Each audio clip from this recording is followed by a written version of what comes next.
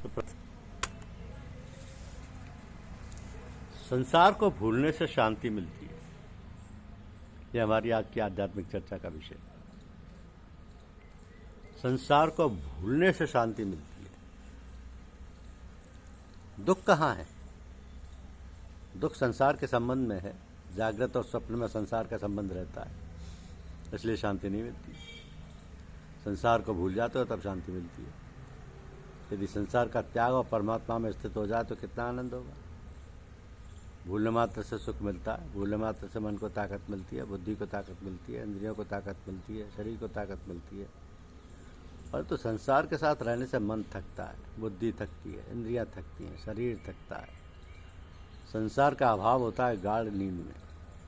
उस नींद के बिना आप 8 पैर भी नहीं रह सकते। आजकल की एक बात है कि पहले मारपीट करके अपराधी से सच बुलवाया करते थे, परंतु आजकल उसको नींद नहीं लेने देते तो वह सच बोल जाता है। और जागृत से इतना घबरा जाता है कि सच बोल जाता है।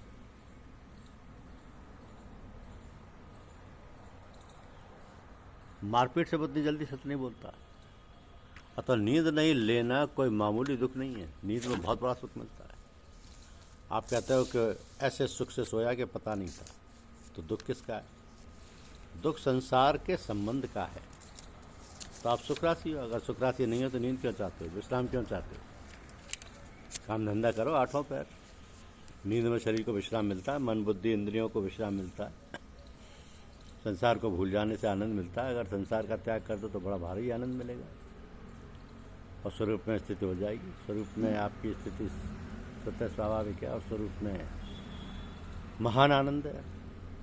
आप अविनाशी चेतन अमल और सहज सुख राशि हैं। यदि आप अविनाशी ना होते तो आपको बाल्यावस्था, युवावस्था और वृद्धावस्था का ज्ञान नहीं होता। जागृत, स्वप्न, सुसुप्ति, मूर्छा और समाधि अवस्था का ज्ञान नहीं होता। आप स्वयं नित्य निरंतर रहते हो और यह अवस्था निरंतर नहीं रहती। यह आपके साथी नहीं और आप इनके साथी नहीं हो। इनके साथ रहना अज्ञान है और इनके साथ ना रहने का, इनके संग के अभाव का अनुभव करना ज्ञान है, बोध है, जीवन मुक्ति है, प्रत्यक्ष बात है, सबका अनुभव है। तो केवल इस ज्ञान को महत्व देना। आपने रुपयों को महत्व दे रखा है, भोगों को महत्व दे रखा है, शरीर को महत्व दे रखा है, कुटुंब को महत्व दे रखा है, जमीन मकान को महत्व दे रखा है। इस तरह नासवान को जो महत्व दे रखा है, यही अनर्थ का मूल है। जिनका कुछ भी महत्व नहीं है, जो क्षणभंगुर है, एक क्षण भी स्थिर नहीं रहते, उनको तो आपने महत्व दे दिया और आप निरंतर रहते हो। उसको आप महत्व देते नहीं। महत्व की चीज़ तो यह है कि केवल इस विवेक को महत्व देना। इतनी बात है। ये सब बदलता है पर आप नहीं बदलते। आप वही रहते हो। सबका अभाव होने पर आप सुख का अनुभव करते हो। नींद में आप संसार को भूल जाते हो तो उसमें आपको ताजगी मिलती है, सुख मिलता है। ऐसे ही आप जागृत अवस्था में अपने आप में स्थित हो जाओ। मैं समाधि की बात, अंतःकरण की एकाग्रता की बात नहीं कहता। अपने आप में आपकी स्थिति स्वतः है। जागृत में, स्वप्न में, सुषुप्ति में, मूर्छा में, समाधि में, किस अवस्था में आपकी स्थिति नहीं है? आपकी स्थिति स्वतः है। इसको आप पहचानो। आने जाने वालों के साथ नहीं मिलना है, इसका नाम है ज्ञान। इनके साथ मिल जाना है, इसका नाम है अज्ञान। इनके साथ मिल जाना है, इसका नाम है अज्ञान। इतनी तो बात है। अनेक ग्रंथों को पढ़ने से बोध नहीं होगा और इस बात को आप मानो तो बोध हो जाएगा। वास्तव में व्यक्तिगत बात नहीं है, सबकी बात है, सबके अनुभव की बात है। बात स्पष्ट समझ में आती है पर व्यवहार काल में इतना घुल मिल जाते हैं कि विवेक लुप्त सा हो जाता है, क्योंकि व्यवहार में जागृति नहीं रहती। इसका कारण क्या है कि व्यवहार में आने वाली नाशवान वस्तुओं को आपने महत्व दे दिया। आपको कितनी ज़ोरदार भूख लगी हुई है और सिनेमा में आपका मन चाहा बहुत बढ़िया गर्मा गर्म भोजन दिखता हो तो उसको खाने की मन में आती है क्या? मुंह में पानी आ जाएगा, भोजन की याद आ जाएगी और उसको खाने का मन करता है क्या? आपको प्यास लगी है और पर्दे पर दिखता है कि ठंडा जल आ रहा है, गंगा जी बह रही हैं और मन करता है पीने का, नहीं करता। कारण क्या है? तो उसको महत्व नहीं दी। इन सबके अभाव का निश्चय करो। जागृत नहीं है, स्वप्न नहीं है, सुसुप्ति नहीं है, मूर्छा नहीं है, समाधि नहीं है। इनके अभाव का अनुभव करो, बस यही बात कहनी। जैसे सिनेमा में अभाव का अनुभव होता है क्योंकि वह प्रत्यक्ष आपके सामने बदलता है और आप नहीं बदलते। पहले शरीर और संसार से संबंध नहीं था, पीछे शरीर और संसार से संबंध नहीं रहेगा। और तीसरी बात यह है कि अब संबंध तो दिखते हुए भी ये प्रतिक्षण बदल रहे हैं, इनके परिवर्तन का प्रत्यक्ष ज्ञान आपको है। आज दिन तक कितने बार समझी गए, ये बिल्कुल गलत है। जी नहीं गए, प्रत्युत मर गए। जन्मने के बाद ही मरना शुरू हो गया। बालक 2 दिन का हुआ तो उसकी उम्र में से 2 दिन कम हो गए, प्रत्यक्ष बात है। ये सब शरीर पहले नहीं थे और पीछे नहीं रहेंगे, तथा वर्तमान में भी नहीं में जी रहे। अतः संसार नहीं रूपी हुआ। ना सतो विद्यते भावो, ना भावो विद्यते सत्य। असत की तो सत्ता नहीं है, असत का अभाव नहीं है। आप सतरूप और असत रूप संसार को जानने वाले हो तो संसार जानने में आने वाला है। ये है नहीं, हो ये है नहीं, होता तो ठहरता। बाल्यावस्था सच्ची होती तो ठहरती, युवावस्था सच्ची होती तो ठहरती, वृद्धावस्था सच्ची होती तो ठहरती, धनवत्ता सच्ची होती तो ठहरती, निर्धनता सच्ची होती तो ठहरती। कोई नहीं ठहरता। इस अनित्यता का आपको प्रत्यक्ष अनुभव है, इसका आदर दो, महत्व दो। अब इसमें कठिनता क्या है? इसको महत्व नहीं देते, इसलिए भूल जाते हो। आपके 100 रुपये खो जाएँ तो क्या भूल जाओगे? कई बार याद आएगा कि रुपये चले गए, पर ज्ञान चला जाए तो इसकी परवाह नहीं है। पदार्थों के प्रति राग रहते हुए उनकी सत्ता का अभाव नहीं होता।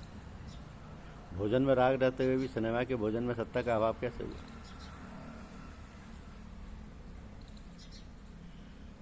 इसका स्पष्ट रूप से अभाव समझने की कोशिश ही नहीं की आपने।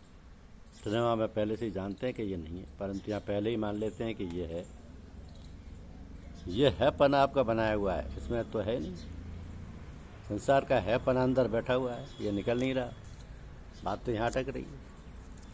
अच्छी बात है, ध्यान देकर सुनना। है पना अर्थात सत्ता 2 तरह की होती है। एक सत्ता हरदम रहती है और एक सत्ता उत्पन्न होने के बाद होती है। तो आपकी सत्ता निरंतर रहने वाली है और शरीर संसार की सत्ता पैदा होकर होने वाली है, तो निरंतर रहने वाली नहीं है। आप कहते हैं कि सत्ता मिटती नहीं, मैं कहता हूँ कि सत्ता टिकती नहीं। नदी के किनारे एक संत खड़े थे, लोग बोले कि देखो महाराज नदी बह रही है और वहाँ पुल पर आदमी बह रहे हैं। संत बोले कि पुल भी बह रहा है, जैसे नदी बह रही है आदमी बह रहे हैं, ऐसे पुल भी बह रहा है। ये कैसे मान लें? संत ने पूछा कि जिस दिन पुल बना था उतना नया नहीं है, नया है आज तो उतना बह गया कि नहीं? पूरा बहने पर बिखर जाएगा। ऐसी संसार भी बह रहा है। संसार की सत्ता उत्पन्न और नष्ट होने वाली है। इस सत्ता को तो आपने महत्व दे दिया, पर नित्य रहने वाली सत्ता को आपने महत्व नहीं दिया। शरीर संसार की सत्ता तो आपने सामने पैदा होती है और नष्ट होती है, तो नित्य रहने वाली सत्ता को महत्व दो। राग के रहते हुए संसार नहीं है, ये निश्चय हो जाएगा क्या?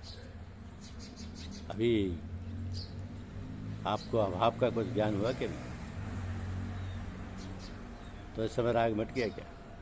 नहीं मिटा। तो राग के रहते हुए अभाव का ज्ञान होता है ना। आप राग द्वेष पर विचार मत करो, भाव अभाव पर विचार करो। सुगम बात यह है कि राग द्वेष दूर नहीं हुए तो कोई परवाह नहीं, परंतु इनकी सत्ता नहीं है। ये बात तो मानो, संसार की सत्ता नहीं तो राग द्वेष नहीं टिकेंगे, मिट जाएंगे। आप राग द्वेष की चिंता मत करो, इनके बेपरवाह करो।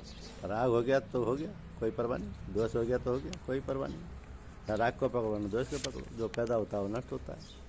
राग की भी पैदा होने वाली सत्ता है, द्वेष की भी पैदा होने वाली सत्ता है, पदार्थों की भी पैदा होने वाली सत्ता है। ये सत्ता वास्तव में सत्ता नहीं है, इस पर क्या बाधा लगती है?